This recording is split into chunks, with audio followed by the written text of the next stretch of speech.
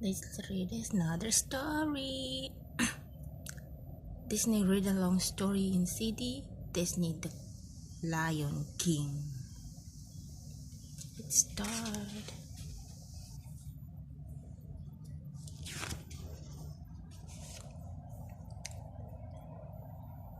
The hot African sun rose over Pride Rock as it did every morning. But today was no ordinary day. The animals of the Pride Lands were gathered together to honor the birth of King Mufasa and Queen Sarabi's newborn cub, Simba.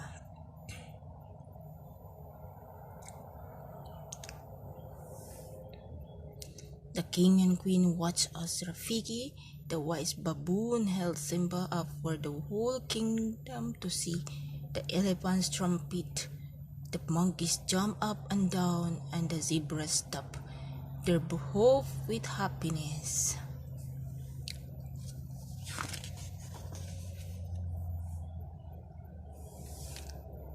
Time passed and Simba grew into a healthy, playful young cub. Early one morning, he and Mufasa climbed to the top of Pride Rock. Mufasa told his son that one day he will be king. Look, Simba. Everything the light touches in our kingdom. Simba scanned the horizon and noticed a dark spot in the distance. What about the shadowy place? That's beyond our borders. You must never go there, Simba.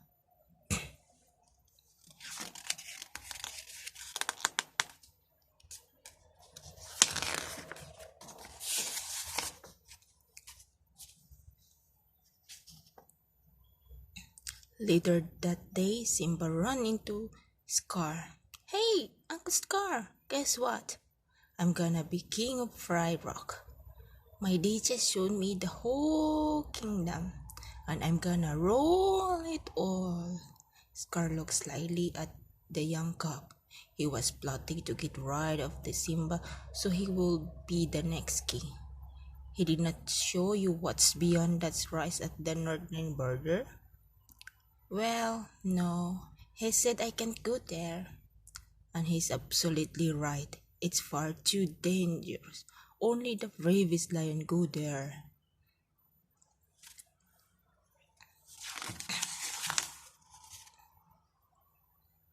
Simba did not see his uncle evil trap. He wanted to show his father what a brave cub he could be. He ran home to find his friend Nala.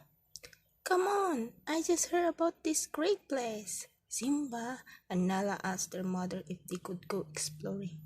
Sarabi agreed as long as they took Zazu with them. Simba and Nala raced across the Pride Lands. They led Zazu through herds of animals until they finally lost him. The cubs laughed and pounced on each other. They tumbled down a hill and landed in a dark ravine filled with elephant skull and bones. Simba looked up and gasped, This is it! We made it!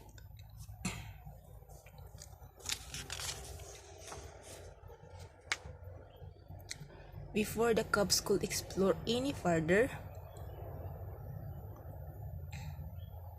Zazu tracked them down. We're way beyond the boundary of the Pride Lands, and right now we are all in very real danger. Suddenly, 3 hyenas appeared.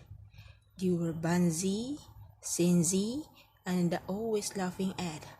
They backed the cubs and Zazu into a corner. Just when it looked as if there was no way out, a giant paw appeared and knocked the hyenas over. It was Mufasa. If you ever come near my son again. The frightened hyenas quickly ran away.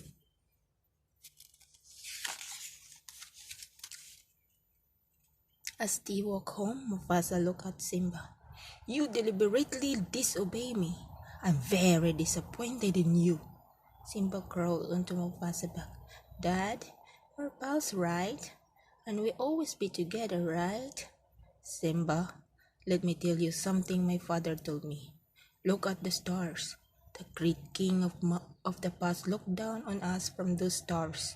So wherever you feel alone, just remember that those kings will be always be there to guide you, and so will I.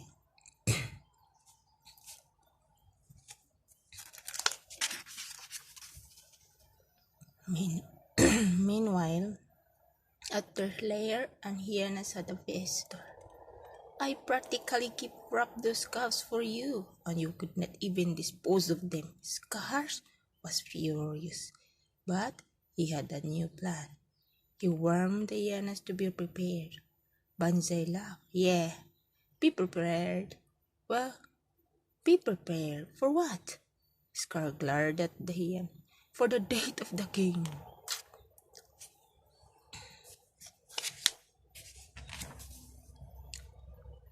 The next day, Scar brought Simba to the church where the debates were grazing. But you wait here. Your father has a marvelous surprise for you. When Scar was safely away, he signaled to the hyenas. They raced into the gorge and chased the herd of wild beasts towards Simba.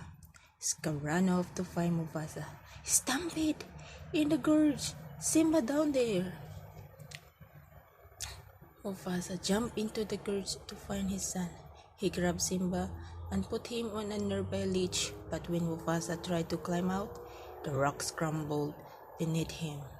He saw Scar standing above him. Brother, help me! Scar dug his sharp claws into Mufasa's paw. Long live the king! Then he let Mufasa go.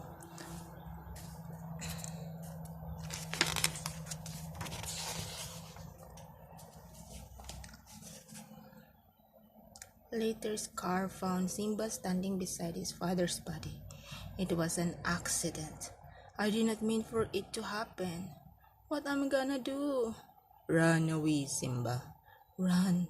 Run away and never return. While Scar returned to rule over Pride Rock, Simba did as his uncle said. He wandered until he could not walk anymore. Finally, he collapsed to the ground.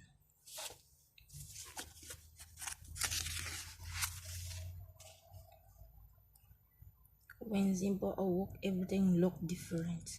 A warthog named Pumbaa and a meerkat named Timon had found him and brought him home with them. Timon explained to his motto to Simba, Hakuna Matata. It means, no worries, you gotta put your past behind you. And that is exactly what Simba did. Years passed and Simba grew up. One day he saw a lioness attacking Pumbaa. Simba came to his friend's rescue, but the lioness easily flipped Simba onto his back. Looking up at her, Simba realized that the lioness was his old friend Nala.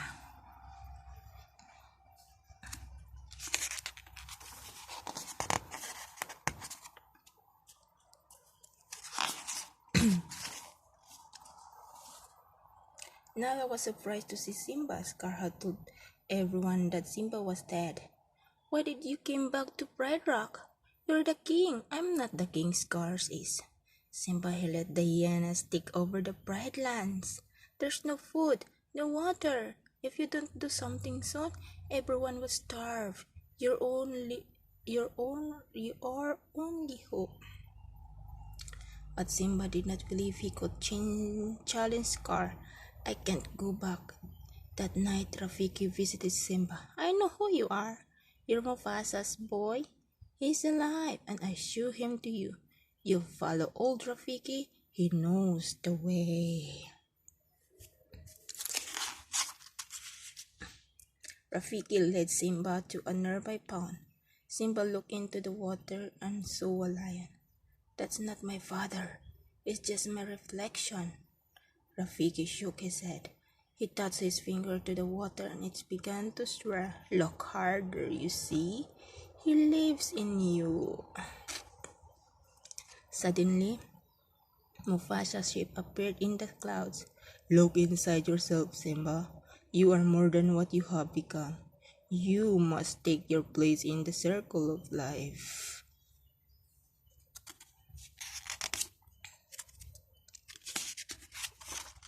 The next morning, Nalalat woke Timon and Pumbaa to see if they knew where Simba was. Just then the trio heard laugh overhead. It was Rafiki. He told them that Simba has gone back to the Pride Lands to take his rightful place as king. Back at Pride Rock, Scar was fighting with Simba's mother. Suddenly, a mighty roar shook the ground. Scar turned. There on a rock above him stood Simba. Scar pounced on Simba, and the two fought. Finally, Scar bucked Simba over the edge of a cliff, with his nipple dangling below him. Scar whispered the truth. He was the one who had attacked Mufasa.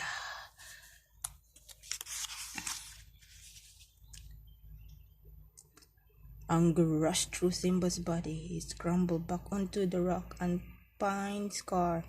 Run! Run away, Scar, and never return. Scar started to sling off, then turned and lunged at Simba. With a wipe of his giant paw, Simba knocked his uncle over the ledge. Scar plunged into the gorge below.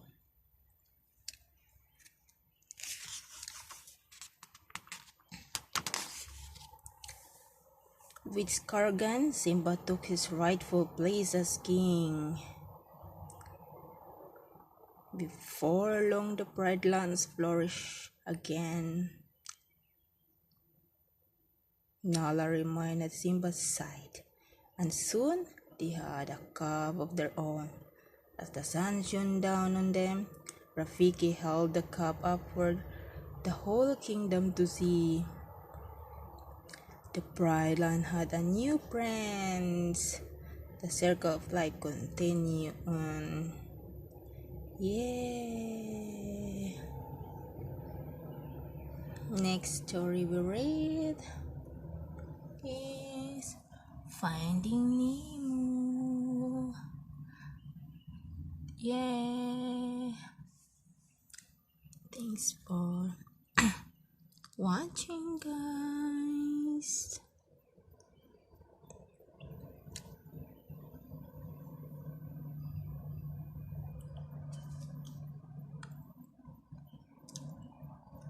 Finding Nemo next our story.